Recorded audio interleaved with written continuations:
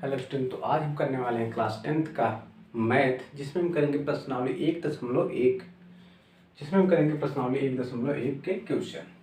तो यहाँ पे हमारे पास पहला क्वेश्चन है, कह रहा है कि निम्नांकित संख्याओं को अभाज्य गुणनखंड के गुणनफल के रूप में व्यक्त कीजिए। तो ये संख्याएं हमारे पास 140, 156, 3825, 5005 और 7425। इनको हमको अभाज्य गुणनखंड के रूप में लिखना है। कैसे? अभाज्य गुणनखंड के रूप के गुणनफल के रूप में लिखना है। तो यहाँ पे सबसे पहले हम क्या करेंगे, इनका हम क्या करेंगे, गुणनखंड करेंगे।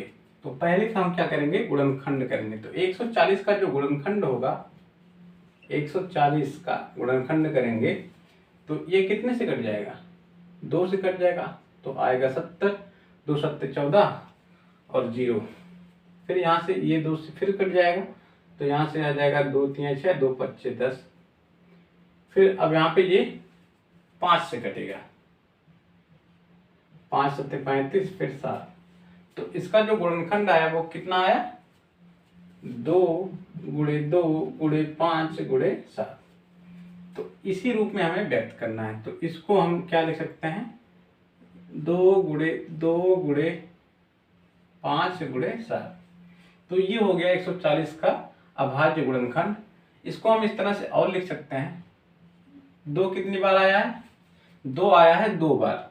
अगर यहाँ पे लिखा है 2 × 2, क्या लिखा है, 2 × 2, तो यहाँ पे देखिए आधार है हमारा 2 और इसकी घात कितनी है 1 और इसकी घात कितने हैं 1। तो आधार समान हो तो क्या होते हैं, घातें आपस में जुड़ जाती हैं। तो ये क्या हो जाएगा, 2 की घात 2 हो जाएगा।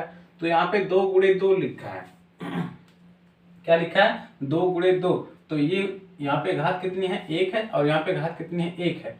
तो 2 × 2, तो आधार समान है तो आधार लिख दिया। अब घात क्या है, 1 1 कितनी हो जाएगी 2, तो घातें जुड़ जाती हैं। तो 2 की घात 2 × 5 × 7।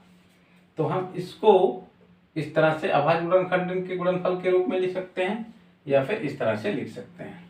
तो इसको अब कर लेते हैं, पहला हमारा कंप्लीट हो गया। अब हम दूसरा कर लेते हैं। तो संख्याओं के अभाज्य गुणनखंड के गुणनफल के रूप में लिखना है हमें। तो यहाँ पे 156 को कर लेते हैं। 156 देखिए 2 से कट जाएगा, क्योंकि यहाँ पे लास्ट में 6 है और 6 2 से कट जाता है। तो यहाँ से 2 7 14, 2 8 16, एक बच्चा 2 8 16। तो फिर यहाँ से 2 3 6 और 2 9 18। फिर ये 3 से कट जाएगा, तो आएगा 13 3 39। फिर ये 13 से कट जाएगा, तो यहाँ पे बचेगा 1। तो इसका जो गुणनखंड आया, और गुणनखंड को हमें क्या लिखना है, गुणनफल के रूप में लिखना है। तो गुणनखंड कितना आया, 2 × 2 × 3 × 13। तो 2 × 2 × 3 × 13। तो यहाँ पे देखिए, यहाँ पे भी 2 × 2, यहाँ पे 2 कितनी बार आया है, गुणा में 2 बार आया है। तो 2 बार आया है, तो यहाँ पे इसकी घात कितनी है 1 और इसकी घात कितनी है 1। तो आधार समान हो तो घातें क्या होती हैं, आपस में जुड़ जाती हैं। हम ये फार्मूला जानते हैं कि 1 × m फिर × 1 × n। तो यहाँ पे a हमारा क्या होता है, आधार होता है, और ये क्या होता है, हमारा घात होता है। यहाँ पे a हमारा क्या होता है, ये हमारा आधार होता है और ये हमारा क्या होता है, घात होता है। तो यहाँ पे जब आधार क्या हो, समान हो, आधार क्या हो, समान हो, तो हमारी घातें जो होते हैं वो आपस में क्या होती हैं, जुड़ जाती हैं। तो m + n हो जाता है। तो a की घात m + 1 हो जाता है, m + n हो जाता है। तो यहाँ पे 2 है आधार, यहाँ पे 2 आधार, तो इसकी घात 1 है, इसकी घात 1 है। तो 2 × 2 को हम लिख सकते हैं 2 की घात 2 × 3 × 13। तो ये हमारा आंसर हो जाएगा, और इसका आंसर ये होगा। अब इसी तरह तीसरा कर लेते हैं, तीसरे का गुणनखंड कर लेते हैं। तीसरा हमारे पास क्या है, तीसरा है 3825। तो 3825, यहाँ पे 3825 है। तो इसका सबसे पहले हम क्या करेंगे, गुणनखंड करेंगे। 3825 तो यहाँ पे देखिए ये शायद 3 से कट जाए, ट्राई कर लेते हैं। 3 एकम 3, 3 दूना 6, 3 हाँ 3 से कट जाएगा ये। तो 3 एकम 3 1 आएगा। फिर 8 में अगर 3 से भाग लगाते हैं तो कितना जाएगा, 2 बार जाएगा। बचेगा क्या यहाँ पे, 2 बचेगा। फिर 7 बार जाएगा, फिर 5 बार जाएगा। फिर क्या ये देखते हैं, ये 5 से कट जाएगा, नहीं सॉरी 3 से देखते हैं कट जाएगा पहले। तो 3 से देख लेते हैं। तो 3 चौके 12 और 3 दूना 6 और 3 बचे 15। हाँ 3 से कट गया है। अब क्या ये 3 से कट जाएगा, तो 3 एकम 3, 3 चौके नहीं 3 से नहीं कटेगा। अब इसको ट्राई करते हैं 5 से, क्योंकि लास्ट में क्या है 5 है। तो यहाँ पे 5 से ट्राई कर लेते हैं। तो 5 8 40, फिर 5 बचे 25। फिर ये 5 से ट्राई कर लेते हैं एक बार। तो 5 एकम 5 के बचेगा 5 7 35। तो यहाँ से 17। तो इसका जो गुणनखंड आया कितना आया, इसका जो गुणनखंड है 3 3 5 5 7 17। तो यहाँ से हो जाएगा 3 गुणे 3 गुणे 5 गुणे 5 गुणे 17। तो इसका जो गुणनखंड आया हमने गुणनफल के रूप में यहाँ पे लिख दिया है। तो इसको और एक तरीके से लिख सकते हैं। किस तरीके से, घात के रूप में लिख सकते हैं। 3 3 कितनी बार आया, 2 बार आया। तो 3 की घात कितनी हो जाएगी, 2 गुणे 5 5 5 कितनी बार आया है, 2 बार आया। तो 5 की घात कितनी हो जाएगी, 2। 70 कितनी बार आया है, 1 बार है। तो 70 ऐसे लिख देंगे। तो ये हमारा क्या हो जाएगा, ये हमारा अभाज्य गुणनखंड के गुणनफल के रूप में हो जाएगा। तो ये हमारा हो जाएगा आंसर। अब इसी तरह से 5005 को करना है। 5005 का हमें क्या करना है, गुणनखंड करना है। 5005 का गुणनखंड करना है। तो यहाँ पे कर लेते हैं 5005 का। तो यहाँ पे देखिए सीधे सीधे दिखाया जाएगा, 5 से कट जाएगा। तो 5 एकम 5 0 0 1। अब क्या ये 1 से कट जाएगा, क्या ये 1 से कट जाएगा, क्या ये 1 से कट जाएगा,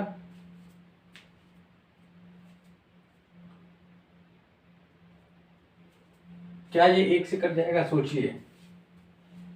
और सॉरी 1 से तो कट जाएगा। क्या ये 11 से कट जाएगा, तो 5 से कटा था। तो अब एक बार ट्राई कर लेते हैं 7 से। तो 7 से 1001 में भाग लगाएंगे तो कितनी बार जाएगा, 7 एकम 7, बचेगा 3 0 7 चौके 28, बचेगा 2 1। तो 7 3 21। तो 143, ये 7 से कट जाएगा।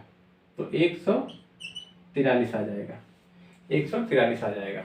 अब क्या ये 7 से फिर कट जाएगा, 7 से नहीं कटेगा। फिर किससे कटेगा, 8 से तो नहीं कटेगा, 9 से नहीं कटेगा, 10 से तो पक्का नहीं कटेगा। 11 से ट्राई कर लेते हैं।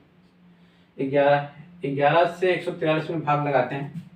143 में अगर हम 11 से भाग लगाते हैं तो 11 एकम 11, बचता है 3। तो 11 दिया 33, ये कट जाएगा।